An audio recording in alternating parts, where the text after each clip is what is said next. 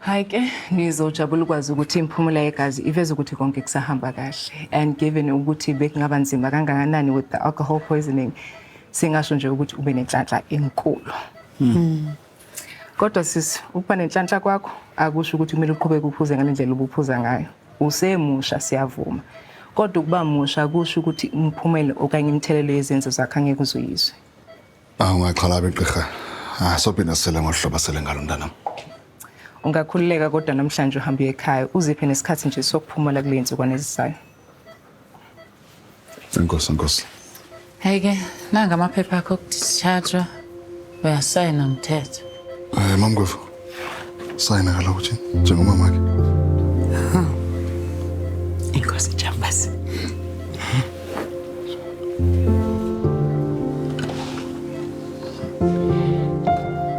Hey ke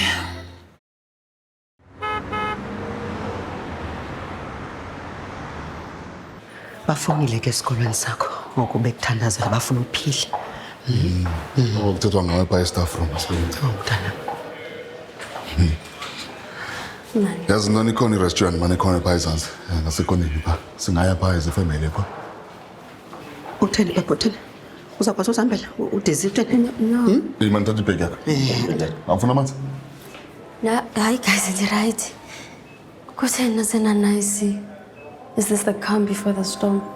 Ngoba oba khona irule entsha then undiyazi ngoku.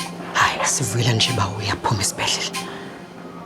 Masiqale epharmacy siyofumana iphilisi sakho ke ngoku. Sithi ngeke si. hayi kulungile ke. Ndasekhaya manje. Ngifuna ukuthi enkosi manje.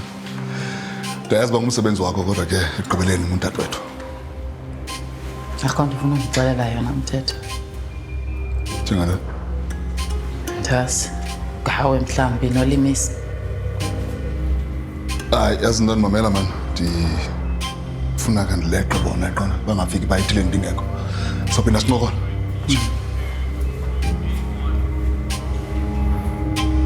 Hlanganani igumbi wase Jose Power uyayibalekela incoko ye-renewal.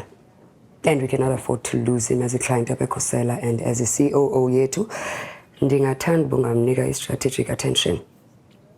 Ubuye ne-5-year renewal phako. Okay. I-mandate yam apha is to oversee izinto zengcokana industries. Bendicinga uba iJose Power is under Ecosela ngumsebenzi kaOnga lo. But look, there is something more strategic on the table. Komhlobo wam uSiyathandala, very high profile. Private jets and all. Lo mntu ufuna wakharisha i-coastal land kwingcokana properties. Coffee Bay, the entire stretch.